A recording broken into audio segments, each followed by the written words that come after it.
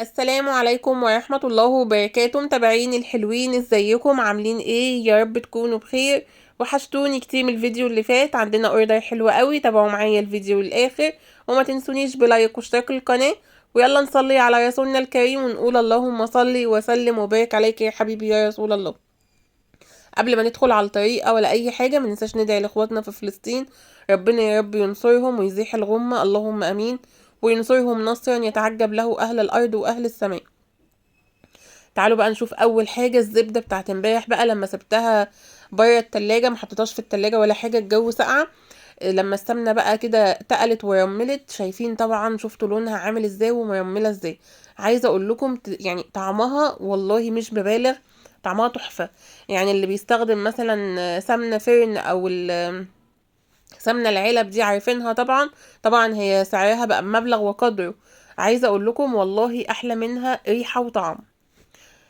تعالوا بقى نشوف انا عملت ايه. اول حاجه كده قلت بسم الله الرحمن الرحيم، وحطيت ايه، حله اللبن او كان اللبنه بتاعه اللبن، حطيتها فيها 2 كيلو من الحليب يغلي على النار.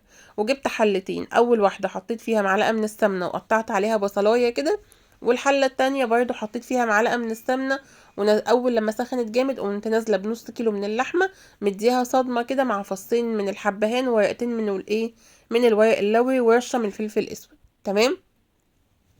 عايزه اقول لكم بجد بشكركم على تعليقاتكم، يعني بجد انتوا ناس قمه في الذوق. بحس ان انا محظوظه ان الناس كلها بتكتب لي تعليقات حلوه.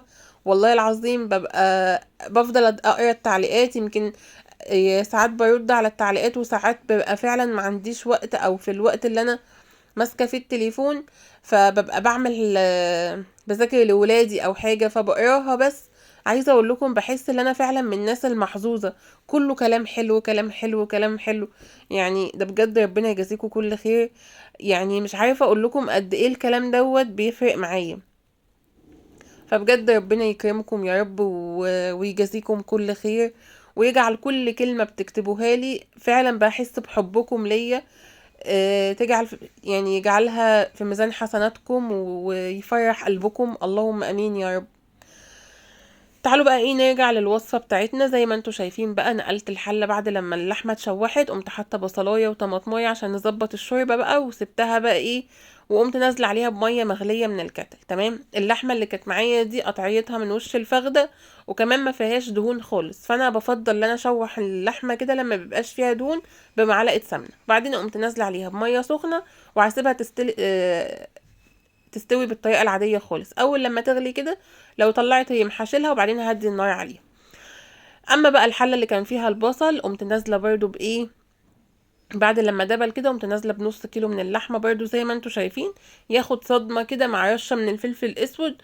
وبعدين قمت حاطه نازله بكيلو ونص من الطماطم، ضرباه كده بالهاند بلندر. واهم حاجه اللي انت تصفي الطماطم بتاعه الخضار. بعد لما هصفيها بقى كده، هحط عليها بقى التوابل بتاعتها عشان نبدأ نعمل نوع الخضار اللي معانا. زي ما قلت لكم امبارح، الاوردرات معظم الاوردرات بقى بتاعت الشتاء تبقى عبارة عن شوربة، آه طاجن رز، طاجن بامية، طاجن بسلة، عارفين الاكل اللي بيدفي ده، غير اوردرات الصيف خالص. اوردرات الصيف مايلة للنواشف شوية عشان الحر. المهم بعد لما نزلت بقى بالطماطم، قمت بقى حاطه شويه فلفل اسود، ما حطيتش ملح دلوقتي، وحطيت نص معلقه من السكر، وهسيبها تستوي لغايه الطماطم تتسبك، وفي نفس الوقت اللحمه ايه تستوي على نار هاديه. تعالوا هنا بقى نعمل طاجنين رز، الاتنين ما شاء الله يطلعوا احلى من بعض. حطيت اول طاجن دوت بياخد نص كيلو من الرز، وبعدين حطيت عليه شويه ملح وشويه فلفل اسود بسيط ومعلقتين من القشطه. تمام. والطاجن التاني ده بياخد حوالي كيلو من الرز، برضو حطيت كده زي ما انتوا شايفين ملح وفلفل اسود ومعلقتين كبار من القشطه. القشطه ديت انا يعني ببقى محوشاها، اللي هي وش اللبن بستخدمها. ممكن انتي تضربيها وتحوليها سمنه، بتبقى سمنه تحفه طبعا. لكن انا بشيلها عشان اعمل بيها رز المعمر، تبقى بتفرق طعم القشطه في الرز المعمر كده، بيديله طعم حلو قوي. هقلب كل الكلام ده كده مع بعضه، وبعدين بقى ايه، طبعا كنت مسخنه الحليب، هنزل بيه كده لغايه لما اغطي البرام. بس البرام دوت الكبير دوت انا يعني غطيت الرز، ولقيت اللي هو كان محتاج، يعني ممكن كان يشيل معايا كيلو وربع من الرز، بس انا كنت عندي كيلو واحد، فهو اللي ايه استكفيت بيه يعني. وبعد كده قمت نازله ايه بكوبايه ميه في كل باقي، مش اكتر من كوبايه، ممكن تكون اقل. بصوا بقى عصر السرعه، يا دوبك حطيت الميه من هنا، بصوا الرز طلع هو استوى وشكله قمر. كانت بقى اللحمه المسلوقه، اللحمه استوت بقى، اخدتها وشلتها علشان ايه هاخد اطلع اللحمه منها وهستخدم الشوربه في حاجه تانية. واول بقى لما الطماطم اتسبكت واللحمه بقى بقت دايبه، قمت نازله بالبسله زي ما انتوا شايفين، وهبدا اقلب الكلام ده كله مع بعضه. وبعدين هزودها بقى شويه ميه، لو عندك شوربه مفيش مشكله، اللي ما عندكيش حطي ميه. انا الشوربه هعمل بيها حاجه تانية فحطيت ميه. طبعا احنا اللحمه البسله يعني الطماطم احنا مسويينها باللحمه يعني، فطعم اللحمه كله نزل في الطماطم، والطريقه دي انا بفضلها احسن ما تسلقي اللحمه لوحدها وبعدين تحطي الخضار على اللحمه. فاهميني؟ طبعا الرز بقى بعد لما طلع قمت ايه بقى عامله له فتحات كده ومنزله ايه، وحاطه معلقتين سمنه من اللي انا مسيحاهم امبارح دي. عايزه اقول لكم طاجن رز معمر الف هنا وشفا للي اكله. ظبطت بقى السمنه بتاعته وخلاص. هنا بقى اول لما البسله بقى دخلت في السوا كده، في السوا قمت نازله عليها بقى بالملح بتاعها، ما كنتش حطيت ملح ولا اي حاجه. وبرده زودت لها نص معلقه سكر. عايزه اقول لكم نص معلقه السكر دي في البسله بالذات سحر، بتدي لها طعم فظيع. هنا بقى جبت بقى بقيه الشوربه حطيتها في حله كده ايه، صفيتها، وايه جبت طاسه تانية وحطيت فيها معلقه سمنه و...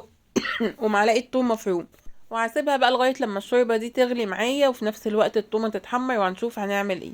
هبدا انزل بقى ايه بملوخيه شتوي. عايزه اقول لكم انا من محبي الملوخيه الشتوي. هتقولوا لي دي مش اوانها وبتبقى شبه النعناع، بس عايزه اقول لكم بتبقى مسكره. اللي متفق معايا في الراي ده يكتب لي في الكومنتات تحت. اي خضار بينزل عليه الشتا سبحان الله بيبقى فعلا مسكر. بعد بقى لما نزلت بالملوخية كده قمت نازلة بقى بالطشة بتاعتها. طبعا حطيت شوية من الكزبرة مع الثوم وخلاص على كده. وعملت بقى شوية ملوخية شتوي. هي طبعا بتزهقك في عبال لما بتقطفيها، بس عايزة اقول لكم بقى بتبقى عسل يعني، بتبقى سبحان الله مسكرة كده. بس وبعد كده بقى جبت اللحمة المسلوقة وقمت حاطة معلقة سمنة بقى، بما اننا عندنا سمنة بقى وايه وقت السمنة، يلا بقى ندلع نفسنا بقى كل حاجة نعملها بسمنة. وبعدين بقى قمت حاطه اللحمه كده واديت لها صدمه مع رشه ملح ورشه فلفل اسود، ودي افضل طريقه للحمه بالنسبه لي، اللي هي مسلوقه ومحمره كده، بتبقى خفيفه وفي نفس الوقت بتبقى طعمها تحفه. عملت بقى سلطه، ودي طبق الشوربه اللي اتفضل بقى من اللحمه زي ما انتوا شايفين، ورز. وده الاوردر بتاعنا النهارده، واشوفكم في فيديو جديد. وبالله عليكم ما تنسوش اللايك، يعني انا عارفه والله اللي انا بطلب منكم حاجه يعني، والله ببقى محروجه، بس يعني اتمنى ان انتوا ما تنسوش اللايك.